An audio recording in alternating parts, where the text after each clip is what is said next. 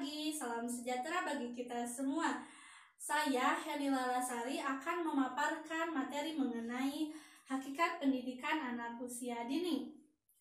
Jadi, menurut Undang-Undang Nomor 20 Tahun 2003, pendidikan anak usia dini diselenggarakan bagi anak sejak lahir sampai dengan umur 6 tahun dan bukan merupakan prasyarat untuk masuk pendidikan dasar. Nah, dijelaskan pasal 1 ayat 14 ditegaskan bahwa pendidikan anak usia dini adalah suatu upaya pembinaan yang ditunjukkan kepada anak sejak lahir sampai dengan umur 6 tahun yang dilakukan melalui pemberian rangsangan pendidikan untuk membantu pertumbuhan dan perkembangan jasmani dan rohani agar anak dapat memiliki kesiapan dalam memasuki pendidikan yang lebih lanjutnya. Rangsangan seperti apa sih yang harus kita berikan? Yaitu motorik halus, seni, sosial, emosional, motorik kasar, dan kognitif. Nah, yang selanjutnya yaitu kedudukan pendidikan anak usia dini menurut perundang-undangan. Menurut Undang-Undang Nomor 20 Tahun 2003, Pasal 1 ayat 6 ditunjukkan bahwa pendidik adalah tenaga yang berkualifikasi sebagai guru, dosen, konselor, pamong belajar, tutor, instruktur, fasilitator, dan sebutan lainnya yang sesuai dengan kehusuannya serta berpartisipasi dalam menyelenggarakan pendidikan. Nah, pendidik merupakan tenaga profesional yang bertugas merencanakan dan melaksanakan proses pembelajaran, menilai hasil pembelajaran, melakukan pembimbingan dan pelatihan, serta melakukan penelitian dan pengabdian kepada masyarakat, terutama bagi pendidik perguruan tinggi. Itu menurut Undang-Undang Nomor 20 Tahun 2003 Pasal 39 ayat 2. Yang selanjutnya yaitu kompetensi pendidik PAUD.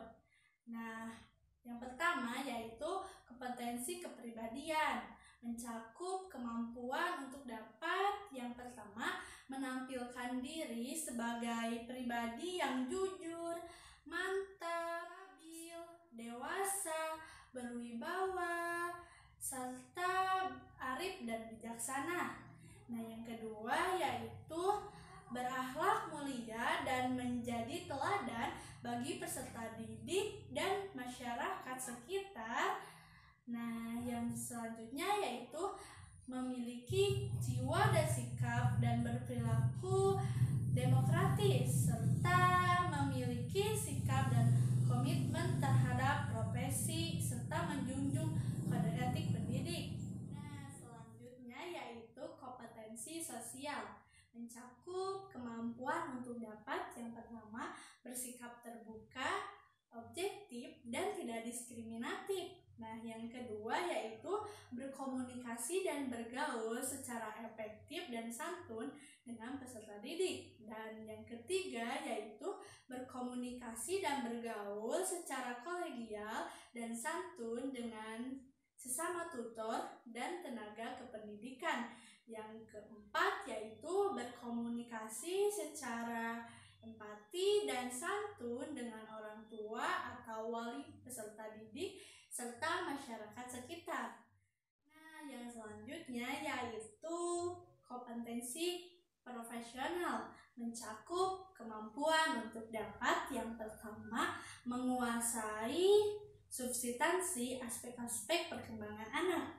Nah, yang kedua menguasai konsep dan teori perkembangan anak yang menaungi bidang-bidang pengembangan. Nah, yang ketiga yaitu mengintegrasi berbagai bidang pengembangan. Nah, yang keempat dan yang terakhir mengaitkan bidang pengembangan dengan kehidupan sehari-hari. Nah, selanjutnya pelaksanaan pendidikan anak usia dini. sebenarnya memprioritaskan kepada 6 aspek.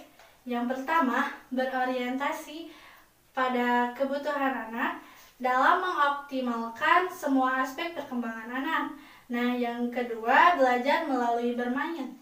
Nah, hakikat anak-anak yaitu bermain. Nah, yang ketiga yaitu lingkungan yang kondusif.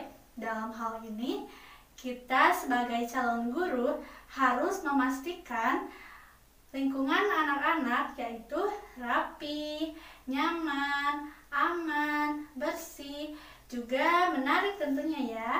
Nah, yang keempat yaitu pembelajaran yang terpadu menggunakan tema. Usahakan alat tema ini harus menarik agar memacu minat anak untuk belajar. Nah, yang kelima yaitu mengembangkan berbagai kecakapan hidup. Dalam hal itu, kita harus mengupayakan anak-anak untuk melatih mereka dalam suatu pembiasaan supaya mereka bisa melatih diri. Contohnya memakai sepatu, memakai kaos kaki, bagaimana ketika mau makan dan mengambil piring sendiri. Nah, kemudian mereka akan menjadi pribadi yang lebih mandiri dan bertanggung jawab.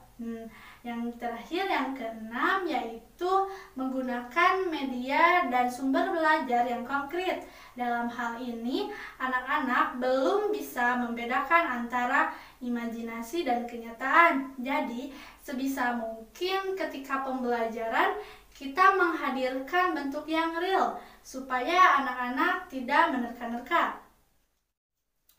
Oke, sebagai pendidik anak usia dini, hal yang paling dasar yang harus diketahui seorang guru anak usia dini adalah gaya belajar anak usia dini. Nah, ada 3 ya teman-teman. Yang pertama yaitu gaya belajar anak visual.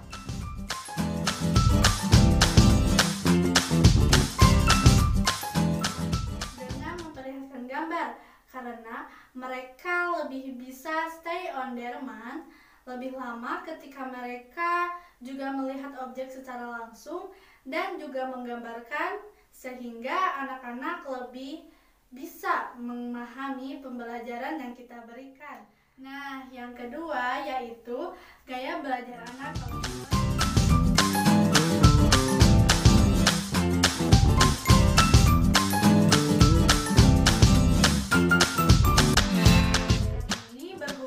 Dengan pendengaran. Untuk anak-anak yang memiliki gaya belajar auditori, sebaiknya pembelajaran yang kita berikan yaitu class dictation. Jadi kita berikan anak-anak untuk berdiskusi, untuk memecahkan suatu permasalahan. Kemudian kita bacakan cerita, bernyanyi, kita kenalkan mereka dengan sesuatu itu dengan lagu. Seperti itu ya. Nah, yang ketiga yaitu gaya belajar anak kinestetik.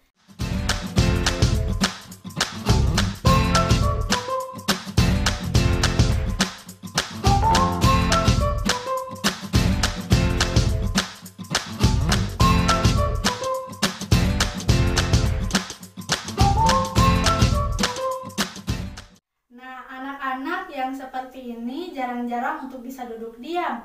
Jadi, kegiatan yang harus kita lakukan biar lebih ngena yaitu bermain peran, mengoptimalkan gross motor mereka yaitu dengan cara berlari, melompat. Dengan gerakan mereka akan lebih menyerap ilmu yang kita berikan. Sekian yang bisa saya sampaikan. Mohon maaf bila ada kata yang salah. Wabillahi taufiq wal hidayah. Wassalamualaikum warahmatullahi wabarakatuh.